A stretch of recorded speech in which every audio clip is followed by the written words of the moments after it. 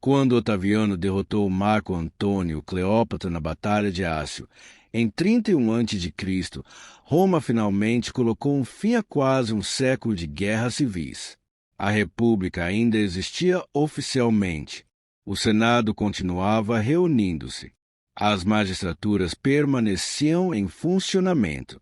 À primeira vista, parecia que tudo voltaria ao normal. Mas a verdade era outra. Depois de décadas marcadas por disputas entre generais, assassinatos políticos e conflitos internos, poucos romanos acreditavam que o antigo sistema pudesse simplesmente continuar como antes. Otaviano compreendia isso melhor do que ninguém.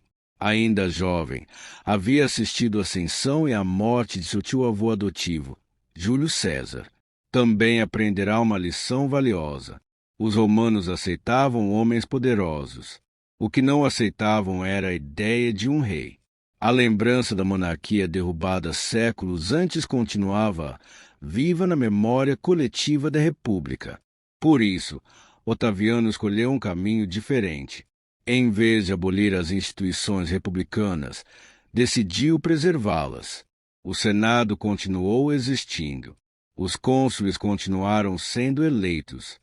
As antigas magistraturas permaneceram em funcionamento, mas, pouco a pouco, os principais poderes passaram a concentrar-se nas mãos de um único homem.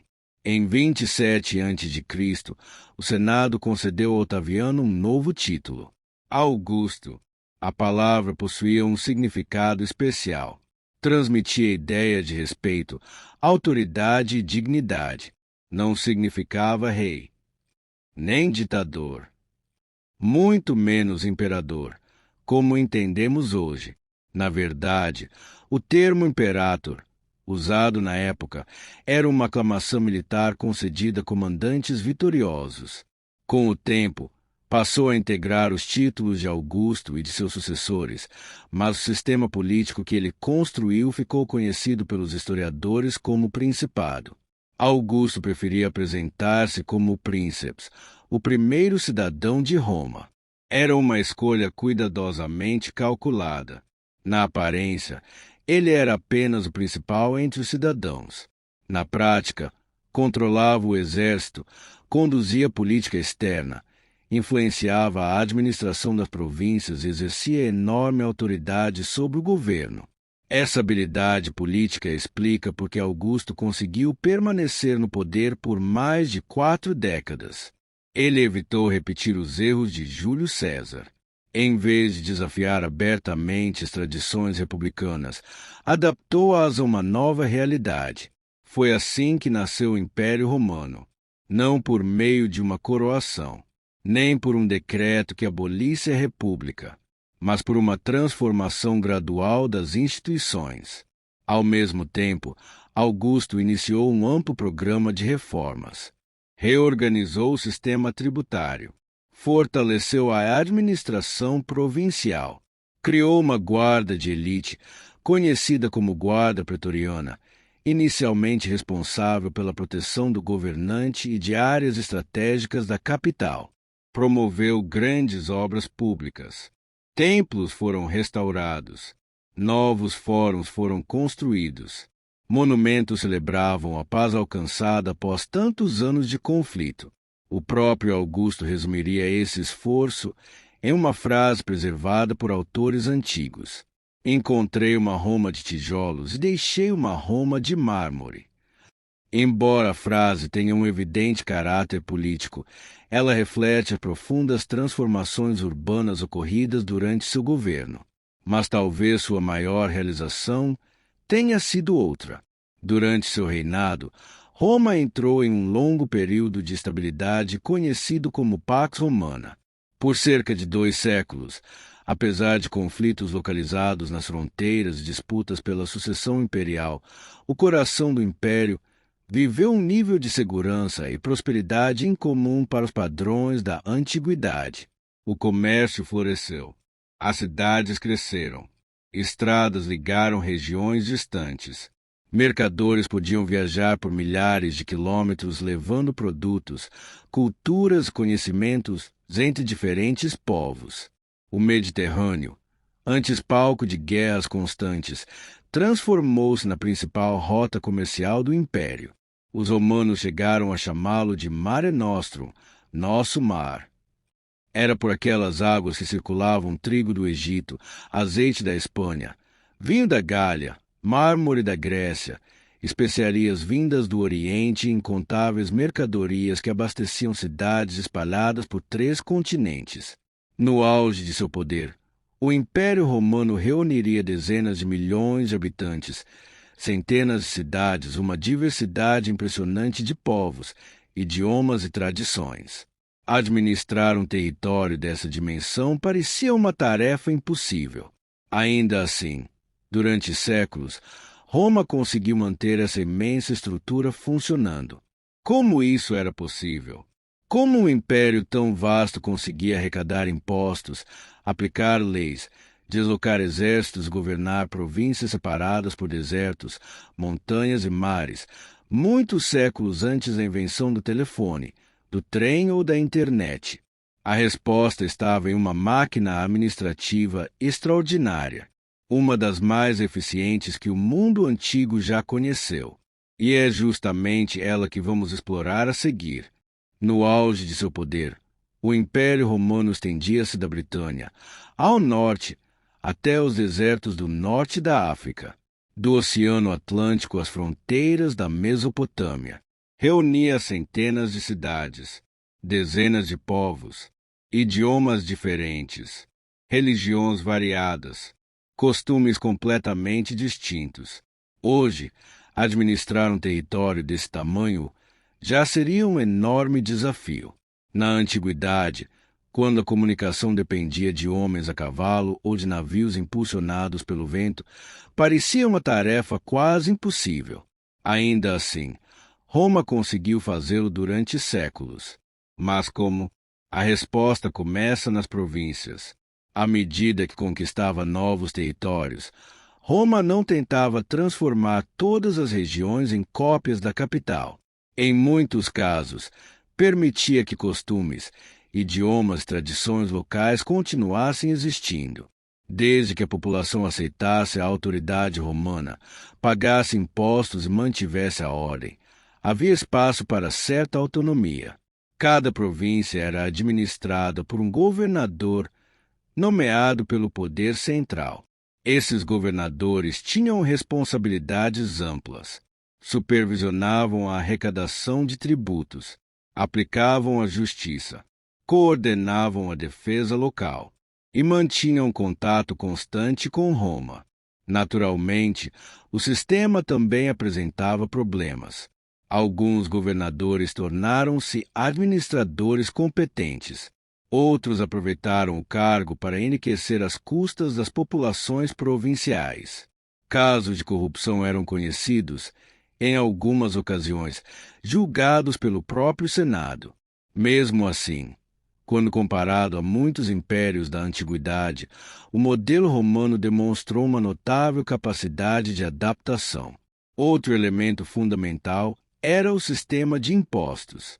Esses recursos financiavam praticamente tudo: o pagamento das legiões, a construção de estradas, as obras públicas, a administração das cidades, o abastecimento de parte da população de Roma. A cobrança variava conforme a região e o período histórico.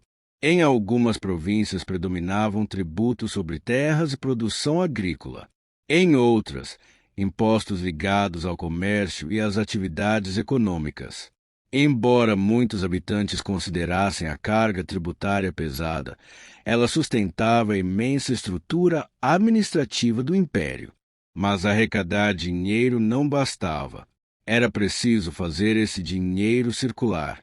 Era necessário transportar mensagens, mover tropas, levar mercadorias, garantir que ordens emitidas em Roma chegassem a milhares de quilômetros de distância. Foi então que surgiu uma das maiores realizações da engenharia romana: as estradas. Os romanos não inventaram as estradas, mas aperfeiçoaram sua construção em uma escala jamais vista até então. Milhares de quilômetros de vias pavimentadas ligavam praticamente todas as regiões do império. Algumas dessas estradas eram compostas por várias camadas de pedras e cascalho, cuidadosamente niveladas para facilitar o escoamento da água e aumentar sua durabilidade. Muitas permaneceram utilizáveis durante séculos, e algumas ainda podem ser vistas atualmente. Essas vias tinham uma função principalmente militar. Permitiram que legiões fossem deslocadas rapidamente para regiões ameaçadas. Mas seus efeitos iam muito além da guerra. Comerciantes viajavam com maior segurança. Funcionários públicos percorriam grandes distâncias. Informações circulavam mais rapidamente. Ideias, culturas e tecnologias espalhavam-se pelo território romano. Em apoio a essa rede, o governo organizou um sistema oficial de comunicações conhecido como cursos públicos. Mensageiros utilizavam estações distribuídas ao longo das estradas para trocar cavalos, descansar e continuar a viagem. Embora não funcionasse como um serviço aberto à população, permitia que documentos oficiais e ordens imperiais percorressem enormes distâncias com uma velocidade impressionante para os padrões da época. Enquanto isso, outro elemento transformava profundamente a vida urbana: a água. Grandes cidades exigiam um abastecimento constante. Fontes locais nem sempre eram suficientes. Foi então que os engenheiros romanos desenvolveram sistemas monumentais de transporte de água, os aquedutos. Utilizando cálculos precisos de inclinação, essas estruturas conduziam água por dezenas de quilômetros, muitas vezes atravessando vales por meio de enormes arcadas de pedra. A água abastecia fontes públicas, banhos, residências de famílias mais ricas, jardins e diversos edifícios da cidade. Era uma demonstração impressionante da capacidade técnica romana. Ao lado das estradas, dos portos e dos sistemas administrativos, os aquedutos ajudavam a sustentar centros urbanos que reuniam centenas de milhares de habitantes. Talvez nenhum exemplo fosse mais impressionante do que a própria Roma. Estima-se que, durante seu auge, a capital tenha ultrapassado 1 milhão de habitantes, tornando-se uma das maiores cidades do mundo antigo. Alimentar essa população exigia uma operação logística gigantesca. Todos os anos, enormes navios carregados de trigo chegavam principalmente do Egito e do norte da África. Sem esse abastecimento constante, a cidade simplesmente não conseguiria sobreviver.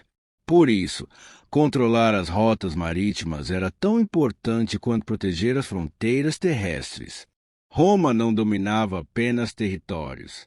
Dominava redes inteiras de produção, transporte e comércio. Era essa combinação de administração, engenharia e organização que permitia ao império permanecer unido.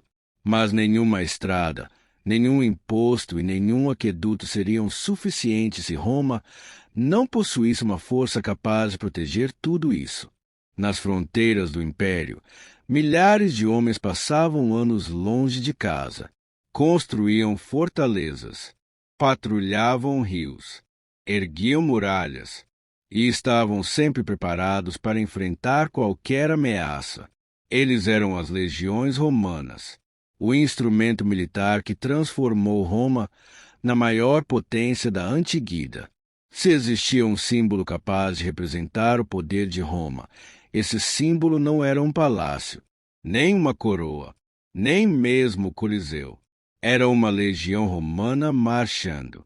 Ao longo de séculos, o simples anúncio da chegada de uma legião era suficiente para alterar o destino de cidades inteiras. Reinos rendiam-se antes mesmo do combate. Povos reorganizavam suas defesas. Aliados sentiam-se protegidos. Inimigos preparavam-se para enfrentar uma das forças militares mais disciplinadas da antiguidade. Quais o que tornava essas legiões tão eficientes? Ao contrário do que muitas vezes imaginamos, a superioridade romana nem sempre estava no número de soldados. Em diversas campanhas, os romanos enfrentaram adversários numericamente superiores. Sua vantagem estava na organização, no treinamento, na disciplina e na capacidade de adaptação. Cada legião era formada por milhares de homens cuidadosamente estruturados em unidades menores, permitindo que seus comandantes mantivessem o controle mesmo durante os momentos mais caóticos da batalha. Os soldados treinavam constantemente, aprendiam formações de combate, praticavam marchas de dezenas de quilômetros carregando equipamentos pesados. Treinavam com armas de madeira mais pesadas do que as utilizadas em combate, tornando o uso das armas reais relativamente mais fácil. A disciplina era rígida. Ordens precisavam ser obedecidas imediatamente. A sobrevivência de toda a unidade dependia da confiança entre os soldados. Abandonar a posição durante uma batalha podia colocar milhares de companheiros em risco. Por isso, coragem e disciplina eram consideradas virtudes fundamentais do legionário. O equipamento também evoluiu ao longo dos séculos. Embora variasse conforme a época, muitos legionários utilizavam o gládio, uma espada curta especialmente eficiente em combates corpo a corpo. Carregavam ainda o pilum, um tipo de lança pesada projetada para ser arremessada pouco antes do choque entre os exércitos. Seu desenho dificultava que fosse reutilizada pelo inimigo e podia inutilizar escudos ao se deformar após o impacto. À frente de cada formação erguia-se o grande escudo retangular, conhecido como escutum. Juntos, esses elementos permitiam que os soldados avançassem de maneira coordenada, protegendo uns aos outros. Mas talvez a maior força das legiões não estivesse em suas armas. Estava em sua capacidade de aprender. Roma não hesitava em adaptar técnicas observadas em outros povos quando percebia alguma vantagem. Ao longo de sua história, modificou armamentos, estratégias e forma de combate sempre que necessário.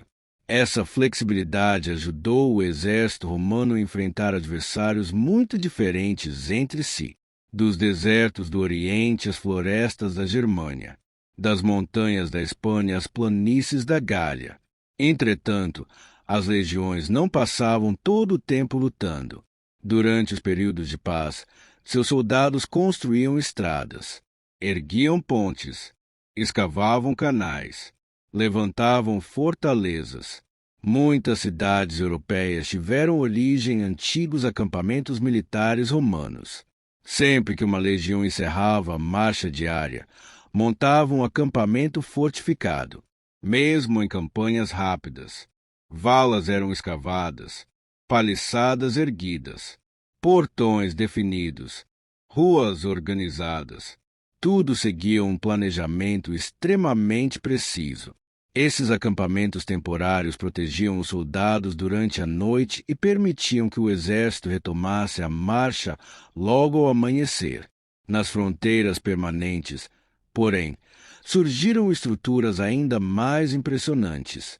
Ao longo dos séculos, Roma construiu uma extensa rede de fortes, torres de vigilância e linhas defensivas conhecidas como limes. Essas fronteiras fortificadas tinham funções variadas. Controlavam a circulação de pessoas, facilitavam o comércio, protegiam regiões vulneráveis e permitiam respostas rápidas diante de invasões. Um dos exemplos mais famosos é a Muralha de Adriano, construída no século II d.C. na província da Britânia. Estendendo-se por mais de 100 quilômetros, ela não tinha como objetivo impedir completamente qualquer invasão. Seu papel principal era controlar a passagem entre as regiões dominadas por Roma e os territórios ao norte da ilha. A muralha simbolizava algo importante. Mostrava até onde chegava o poder romano, mas também lembrava que existiam limites. Mesmo o maior império da antiguidade não podia expandir-se indefinidamente. Quanto maiores se tornavam suas fronteiras, maior era o número de soldados necessário para protegê-las. Mais recursos precisavam ser arrecadados, mais estradas deveriam ser mantidas, mais fortalezas exigiam abastecimento. Pouco a pouco, o próprio tamanho do império começava a tornar-se um desafio. Ainda assim, durante muito tempo, as legiões conseguiram cumprir sua missão. Garantiram segurança, expandiram territórios, defenderam fronteiras e ajudaram a construir um dos maiores impérios da história. Mas Roma não era feita apenas de soldados. Milhões de pessoas jamais desempunharam uma espada. Viviam em cidades movimentadas, frequentavam mercados, trabalhavam em oficinas, assistiam a espetáculos, encontravam-se nos banhos públicos, criavam filhos, faziam negócios, celebravam festivais. Para elas, o império não era apenas uma potência militar. Era o lugar onde a vida acontecia todos os dias. E é justamente essa Roma que vamos conhecer agora. A Roma das ruas, dos cidadãos comuns, da cidade eterna. Imagine acordar em Roma durante o século II depois de Cristo. O sol ainda mal surgiu sobre os telhados da cidade. Mesmo assim, as ruas já começam a ganhar vida. Mercadores abrem suas lojas. Artesãos preparam suas oficinas. Carroças carregadas de mercadoria atravessam as vias estreitas. O cheiro de pão recém-assado mistura-se ao de azeite, vinho, fumaça e animais. Roma desperta. No auge do Império, estima-se que a capital tenha reunido mais de 1 milhão de habitantes, tornando-se uma das maiores cidades do mundo antigo. Ali conviviam pessoas de praticamente todas as regiões do Império: latinos, gregos, egípcios, sírios, judeus, gauleses, hispânicos, norte-africanos, mercadores vindos de terras ainda mais distantes. Era uma cidade onde diferentes idiomas podiam ser ouvidos em uma mesma rua. A maioria da população vivia em edifícios chamados insulae. Eram construções de vários andares, semelhantes a prédios de apartamentos. Os andares inferiores costumavam ser mais valorizados. Já os superiores eram mais baratos, menores, muitas vezes menos seguros. Incêndios e desabamentos não eram incomuns. As famílias mais ricas, por outro lado, habitavam as chamadas domos, residências espaçosas, organizadas em torno de pátios internos, frequentemente decoradas com mosaicos, pinturas e jardins. Essas casas revelavam não apenas riqueza, mas também o prestígio social de seus proprietários. Enquanto isso, os mercados permaneciam movimentados durante todo o dia. Chegavam produtos vindos de praticamente todos os cantos do império: trigo do Egito, azeite da Espanha, vinho da Gália, mármore da Grécia, especiarias que percorriam longas rotas comerciais a partir do Oriente. Roma era um enorme centro de consumo. Tudo parecia convergir para a capital. Os alimentos mais comuns variavam conforme a condição social: pão, legumes, frutas, queijo, azeite e vinho faziam parte da alimentação de muitos habitantes. As famílias mais ricas podiam consumir carnes variadas, peixes, frutos do mar e ingredientes considerados verdadeiros luxos na época. Mas talvez nenhum espaço fosse tão importante para a convivência social quanto os banhos públicos. Conhecidos como termas, esses complexos iam muito além da higiene. Ali as pessoas conversavam, fechavam negócios, praticavam exercícios, liam, descansavam. Frequentemente, funcionavam como verdadeiros centros de convivência da cidade. Algumas termas eram gigantescas. Possuíam piscinas aquecidas, bibliotecas, jardins, salas de ginástica e diferentes ambientes destinados ao lazer. Tudo abastecido pela impressionante engenharia dos aquedutos romanos. Outro aspecto fundamental da sociedade romana era a escravidão. Milhões de pessoas viveram como escravas em diferentes períodos do Império. Algumas trabalhavam em propriedades rurais, outras atuavam em minas, oficinas, residências, construções e serviços urbanos. Havia também escravos altamente qualificados, exercendo funções como professores, escribas, médicos e administradores. Sua condição variava bastante conforme o trabalho desempenhado e o período histórico, mas todos estavam submetidos ao domínio de seus proprietários. A escravidão fazia parte da estrutura econômica e social romana. Compreendê-la é essencial para entender como aquela sociedade funcionava. À medida que a tarde se aproximava do fim, multidões dirigiam-se aos grandes espaços de entretenimento. O mais famoso deles era o Coliseu. Inaugurado no século I depois de Cristo, durante a dinastia Flávia, o anfiteatro podia receber dezenas de milhares de espectadores. Ali aconteciam combates entre gladiadores, caçadas com animais exóticos, execuções públicas e outros espetáculos organizados para divertir a população. Ao contrário do que muitos filmes sugerem, nem toda luta terminava com a morte de um gladiador. Esses combatentes representavam um investimento considerável. Recebiam um treinamento especializado. Alguns tornavam-se extremamente populares. Havia até mesmo quem conquistasse fama semelhante à de atletas ou celebridades dos tempos atuais. Os jogos eram parte importante da vida pública romana, assim como as corridas de bigas realizadas no Circo Máximo. Essas competições mobilizavam enormes multidões. Torcidas apaixonadas apoiavam diferentes equipes.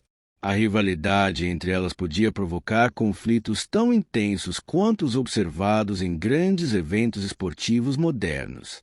O governo compreendia muito bem a importância desses espetáculos. Distribuições de alimentos e entretenimento ajudavam a fortalecer a relação entre as autoridades e a população urbana. Foi nesse contexto que surgiu a expressão latina panem et circenses, pão e circo. Mais do que uma simples crítica, a frase do poeta Juvenal refletia uma discussão sobre a participação política e as prioridades da sociedade romana de seu tempo. Enquanto as arenas permaneciam cheias e os mercados continuavam movimentados, Roma parecia viver seu momento de maior esplendor. A cidade eterna era rica, movimentada, cosmopolita, poderosa, mas por trás de toda essa grandiosidade, outro elemento moldava profundamente o destino do império: os homens que ocupavam o trono. Alguns seriam lembrados como grandes administradores, outros como governantes controversos, e alguns entrariam para a história cercados de lendas que atravessariam os séculos. É hora de conhecer os imperadores que marcaram Roma. Quando Augusto morreu, em 14 depois de Cristo, deixava para seus sucessores um estado muito diferente daquele que herdara décadas antes. As guerras civis haviam terminado. As instituições estavam reorganizadas. As fronteiras encontravam-se relativamente estáveis. Pela primeira vez em muito tempo, a sucessão do poder tornava-se o grande desafio do novo sistema. Ao longo dos séculos seguintes, dezenas de homens ocupariam o comando do império. Alguns governariam por poucos meses. Outros permaneceriam décadas no poder. Uns seriam lembrados por grandes realizações, outros por decisões desastrosas. Mas todos, de alguma forma, deixariam sua marca na história de Roma. O primeiro deles foi Tibério. Filho adotivo de Augusto, herdou um império consolidado. Experiente militar, procurou preservar a estabilidade construída por seu predecessor. Seu governo fortaleceu as finanças do Estado e evitou campanhas militares desnecessárias. No entanto, os últimos anos de seu reinado foram marcados por crescente isolamento e por um ambiente de desconfiança dentro da elite política romana. Depois dele veio um dos nomes mais conhecidos da antiguidade, Calígula. Seu curto governo tornou-se cercado por histórias de extravagância, autoritarismo e comportamentos considerados incomuns.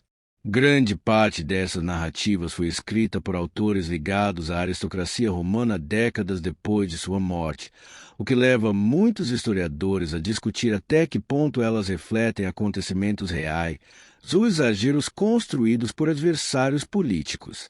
Mesmo assim, seu reinado terminou de forma violenta.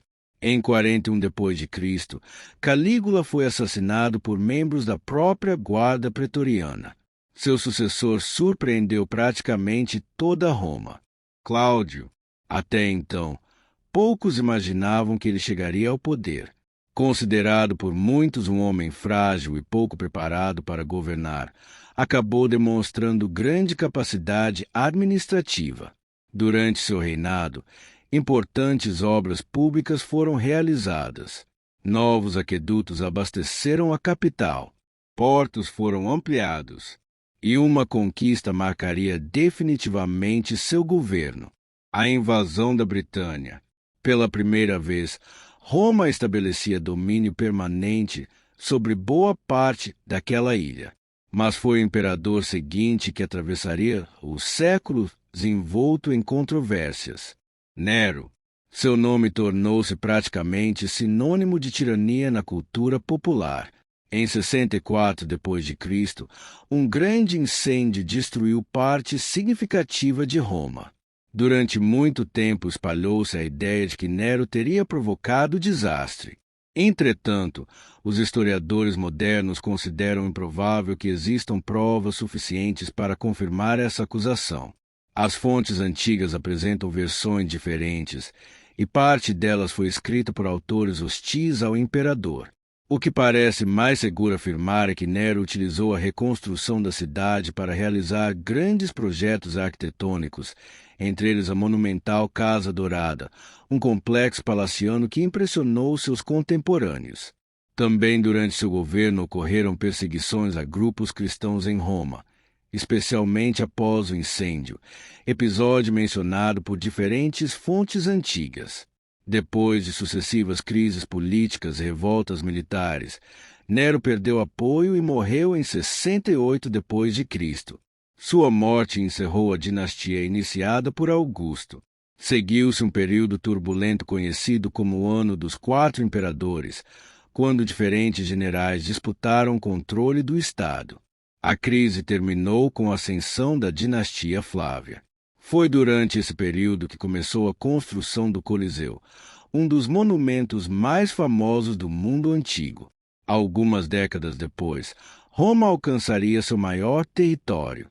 Sob o governo de Trajano, o império expandiu-se para a Dácia, correspondente em grande parte ao território da atual Romênia, e realizou importantes campanhas no Oriente.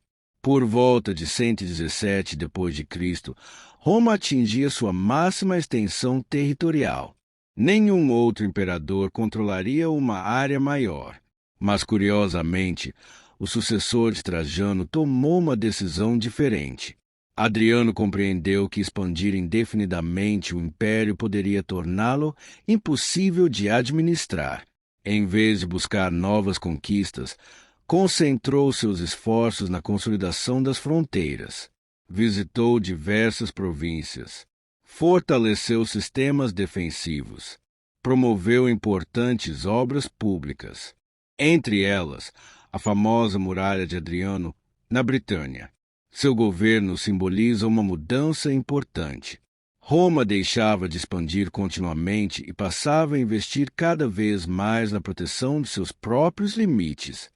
Algumas décadas mais tarde, outro governante ficaria conhecido por um motivo incomum: Marco Aurélio.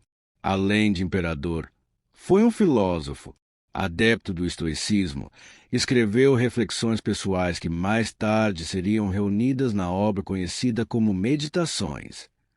Enquanto enfrentava guerras nas fronteiras do norte e uma grave epidemia que atingiu diferentes regiões do império, Marco Aurélio buscava conciliar o exercício do poder com princípios filosóficos voltados ao dever, à disciplina e ao autocontrole. Muitos o consideram um dos maiores governantes da história romana. Com sua morte, em 180 d.C., encerrava-se o período tradicionalmente conhecido como dos 5 bons imperadores. Foi também o fim de uma das fases mais estáveis da história de Roma. As décadas seguintes seriam marcadas por sucessões cada vez mais turbulentas. Golpes militares, crises econômicas, pressões nas fronteiras, mudanças profundas começavam a transformar o império. Ao mesmo tempo, outro fenômeno crescia silenciosamente. Em uma pequena província oriental chamada Judéia, um movimento religioso surgido décadas antes começava a espalhar-se por diferentes cidades romanas. No início, parecia apenas mais um entre tantos grupos presentes no vasto mosaico religioso do império. Com o passar dos séculos, porém, essa nova fé transformaria não apenas Roma, transformaria grande parte da história. Enquanto imperadores governavam a partir de Roma e as legiões protegiam fronteiras que se estendiam por milhares de quilômetros, uma transformação silenciosa começava em uma pequena província oriental do império, a Judéia. Na época, aquela região vivia sob domínio romano. Embora conservasse parte de suas tradições religiosas e instituições locais, permanecia subordinada à autoridade imperial. Era um território marcado por tensões políticas, diferenças culturais, frequentes conflitos entre grupos que possuíam diferentes visões sobre o futuro do povo judeu. Foi nesse contexto que viveu Jesus de Nazaré. Sua existência é amplamente aceita pela maioria dos historiadores, sendo mencionada não apenas pelos textos cristãos, mas também por alguns autores antigos, como Flávio Joséfo e Tácito, ainda que esses registros sejam breves e objeto de estudo sobre sua transmissão ao longo do tempo. Segundo a tradição cristã registrada nos evangelhos, Jesus percorreu diferentes cidades da Judéia e da Galiléia anunciando sua mensagem, reunindo discípulos e realizando milagres. Esses acontecimentos pertencem ao relato de fé cristão e ocupam lugar central na religião. Do ponto de vista histórico, sabe-se que seu movimento rapidamente começou a atrair seguidores. Por volta do ano 30 d.C., durante o governo do imperador Tibério e sob a administração do governador romano Pôncio Pilatos, Jesus foi condenado à crucificação. A crucificação era uma das punições mais severas aplicadas por Roma, geralmente destinada a escravos, rebeldes e pessoas consideradas ameaças à ordem pública. Segundo a crença cristã, 3 dias depois ocorreu a ressurreição de Jesus, fundamento central da fé cristã. Como se trata de um acontecimento religioso, pertence ao campo da crença e da tradição cristã. Após esses acontecimentos, seus discípulos passaram a anunciar sua mensagem em diferentes regiões do império. O que inicialmente parecia um pequeno movimento religioso começou a espalhar-se pelas cidades romanas. Um dos personagens mais importantes nesse processo foi Paulo de Tarso. Utilizando a extensa rede de estradas e rotas marítimas construída pelos próprios romanos, Paulo realizou diversas viagens missionárias pela Ásia Menor, Grécia. Segundo a tradição, chegou até Roma. É uma das grandes ironias da história. A infraestrutura criada para fortalecer o império também ajudou a difundir uma religião que, séculos mais tarde, transformaria profundamente essa mesma civilização. Nos primeiros tempos, os cristãos representavam uma minoria. Reuniam-se discretamente em casas particulares. Formavam pequenas comunidades espalhadas por diferentes cidades. Em diversos períodos, sua situação variou conforme o governante e a região. Nem todos os imperadores perseguiram os cristãos de maneira sistemática. Em muitos momentos, eles viveram relativamente em paz. Entretanto, também houve fases de forte repressão. Uma das perseguições mais conhecidas ocorreu durante o governo de Nero, após o grande incêndio de Roma em 64 d.C. Autores antigos relatam que parte dos cristãos foi responsabilizada pelo desastre e sofreu severas punições. Décadas mais tarde, outras perseguições aconteceriam sob diferentes imperadores, especialmente durante os governos de Décio e Diocleciano, quando autoridades exigiam demonstrações públicas de lealdade aos cultos tradicionais do Estado. Recusar-se a participar desses rituais podia ser interpretado como um ato de desobediência política e não apenas religiosa. Apesar das dificuldades, o número de cristãos continuou crescendo. Comunidades surgiam em diferentes províncias. Bispos organizavam a vida religiosa. Textos circulavam entre as igrejas. Pouco a pouco, aquela fé deixava de ser um pequeno movimento regional. No início do século IV, o Império atravessava mais uma grave crise política. Foi nesse cenário que surgiu Constantino I. Antes da decisiva batalha da Ponte Milvia, autores cristãos como Eusébio de Cesareia relatam que Constantino teria vivido uma experiência religiosa envolvendo o símbolo da cruz. Esse episódio faz parte da tradição cristã ligada ao imperador e é interpretado de diferentes maneiras pelos estudiosos. Após sua vitória, Constantino adotou uma política muito diferente da de vários de seus antecessores. Em 313 d.C., juntamente com Licínio, promulgou o Edito de Milão. O documento garantiu liberdade de culto aos cristãos e a outros grupos religiosos dentro do império. Pela primeira vez, o cristianismo deixava de ser uma religião perseguida pelo Estado romano. Nas décadas seguintes, sua influência continuou crescendo. Novas igrejas foram construídas. Grandes debates teológicos passaram a envolver bispos de diferentes regiões.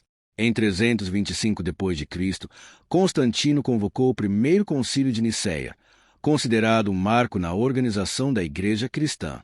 Algumas décadas depois, durante o governo de Teodósio I, o cristianismo niceno tornou-se a religião oficialmente favorecida pelo Estado romano. Em pouco mais de 300 anos, um movimento que nascerá em uma província distante havia alcançado o centro do poder imperial. Roma mudava novamente. Desta vez, não pelas espadas das legiões, mas pelas ideias. Entretanto, enquanto a religião transformava profundamente a sociedade, outro problema crescia silenciosamente. As fronteiras tornavam-se cada vez mais difíceis de defender. A economia enfrentava sucessivas crises. Imperadores eram depostos em ritmo acelerado. O gigante que durante séculos dominara o mundo começava a mostrar sinais de desgaste. Em breve, enfrentaria o maior desafio de toda a sua história. Durante quase 2 séculos, a Pax Romana garantiu ao Império um período de relativa estabilidade. O comércio prosperava, as cidades cresciam, as fronteiras permaneciam protegidas. Parecia que Roma havia encontrado a fórmula para governar um território gigantesco. Mas nenhuma civilização permanece igual para sempre. No final do século II d.C., começaram a surgir sinais de que aquele equilíbrio estava mudando. A morte de Marco Aurélio, em 180 d.C., costuma ser vista por muitos historiadores como o encerramento de uma das fases mais estáveis da história imperial. Seu sucessor, Cômodo, governou em um contexto muito diferente. As fontes antigas descrevem um reinado marcado por conflitos políticos, instabilidade e crescente desgaste das instituições imperiais, embora algumas dessas descrições também reflitam a visão de autores ligados ao Senado. Após sua morte, o problema da sucessão voltou a se tornar evidente. Imperadores eram proclamados pelas legiões, outros eram apoiados pelo Senado. Alguns permaneciam poucos meses no poder, outros eram assassinados antes mesmo de consolidar seu governo. No século III, a situação tornou-se ainda mais grave. Esse período ficou conhecido como a crise do século III. Entre os anos 235 e 284 d.C., o Império viveu uma sucessão impressionante de governantes. Muitos chegaram ao poder por meio de golpes militares. Poucos conseguiram permanecer por muito tempo. A instabilidade política afetava diretamente a administração do Estado. Ao mesmo tempo, a economia enfrentava enormes dificuldades. O custo para manter dezenas de legiões espalhadas pelas fronteiras aumentava continuamente. Novas campanhas militares exigiam mais recursos. Os impostos tornavam-se mais pesados. Em diferentes momentos, imperadores reduziram a quantidade de metais preciosos nas moedas para produzir um número maior delas. Essa prática contribuiu para a perda de confiança na moeda e para um aumento generalizado dos preços em diversas regiões do império. Enquanto isso, as fronteiras tornavam-se cada vez mais pressionadas. Durante séculos, Roma havia conseguido controlar povos além de seus limites. Agora, esses povos tornavam-se mais numerosos e organizados. Diversos grupos germânicos aproximavam-se das fronteiras do Reno e do Danúbio. No Oriente, o fortalecimento do Império Sassânida criou um poderoso adversário para Roma. O império precisava combater em diferentes frentes ao mesmo tempo. Foi nesse contexto que surgiu Diocleciano. Ao assumir o poder em 284 d.C., percebeu que governar sozinho um território tão vasto tornará-se extremamente difícil. Como solução, implantou um novo sistema administrativo conhecido como tetrarquia. O governo passou a ser dividido entre 4 governantes, 2 Augustos e 2 Césares. A intenção era facilitar a defesa das fronteiras e garantir sucessões mais organizadas. Embora a tetrarquia não tenha sobrevivido por muito tempo após Diocleciano, ela revelou um problema fundamental. O império havia se tornado grande demais para ser administrado como antes.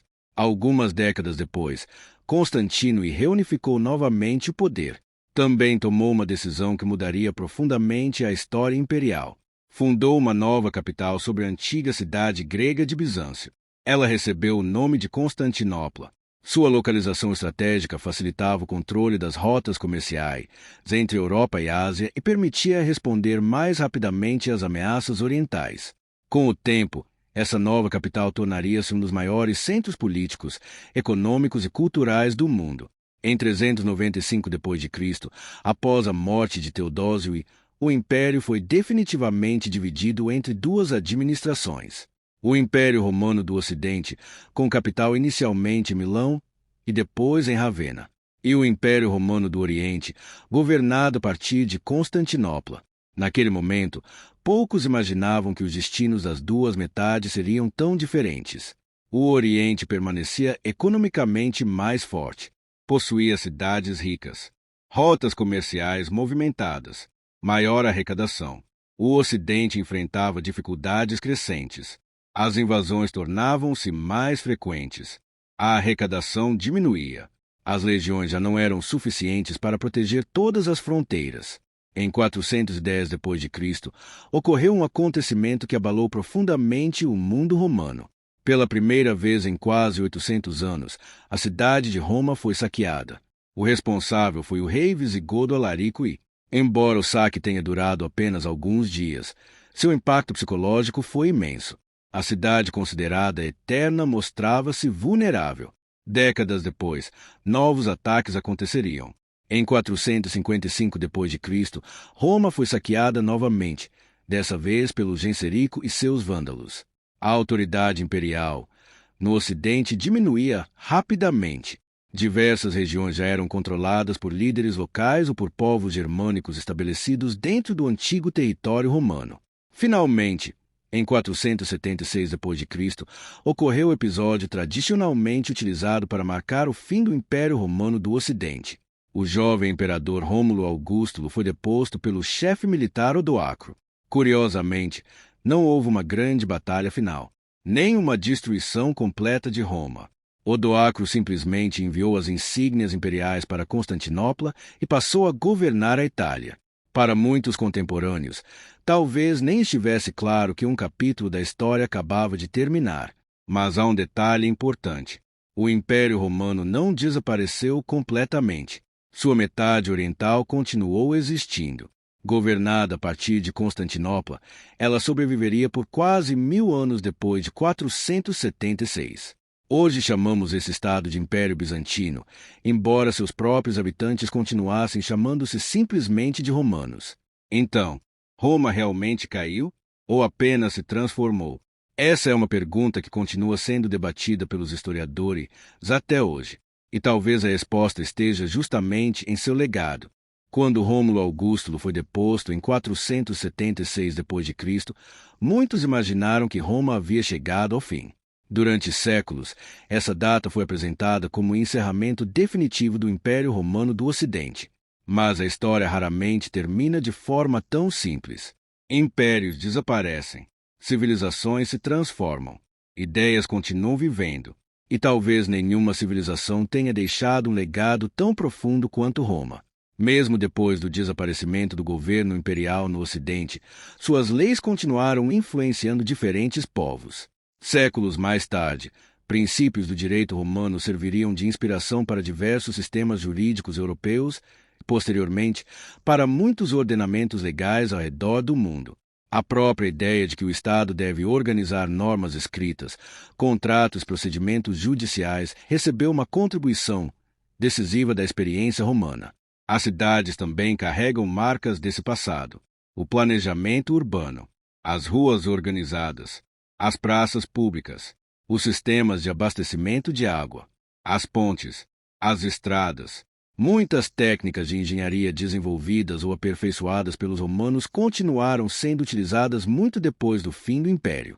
Em diferentes regiões da Europa, ainda hoje é possível encontrar pontes, muralhas, anfiteatros, aquedutos e trechos de antigas vias romanas que resistiram ao tempo por quase 2000 anos. A língua também preservou essa herança. O latim, idioma oficial da administração romana, deixou de ser falado como língua cotidiana, mas deu origem a diversas línguas modernas: português, espanhol, francês, italiano, romeno. Todas pertencem ao grupo das chamadas línguas românicas, profundamente influenciadas pelo latim. Até mesmo idiomas que não descendem diretamente dele incorporaram milhares de palavras de origem latina. Na política, Roma também deixou sua marca. Termos como Senado, República, Cônsul e Cidadania atravessaram os séculos.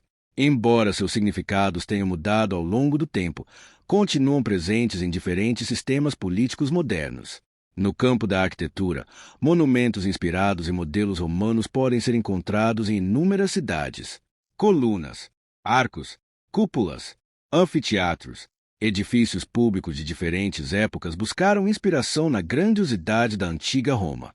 No aspecto religioso, a influência também foi profunda. Após a expansão do cristianismo durante o período imperial, Roma tornou-se um dos principais centros da tradição cristã ocidental. Ao longo dos séculos seguintes, a cidade continuou exercendo enorme importância religiosa, cultural e política. Mas talvez o maior legado romano não esteja em uma estrada, nem em um aqueduto, nem em um monumento. Talvez esteja em uma ideia. A ideia de que povos diferentes podem ser ligados por leis, infraestrutura, comércio e instituições comuns. Roma mostrou que um império podia conectar culturas espalhadas por milhares de quilômetros. É verdade que essa integração ocorreu por meio de conquistas militares, conflitos e dominação. Também é verdade que sua história incluiu guerras, desigualdades, escravidão e disputas pelo poder. Como toda grande civilização, Roma foi marcada por conquistas extraordinárias e por profundas contradições.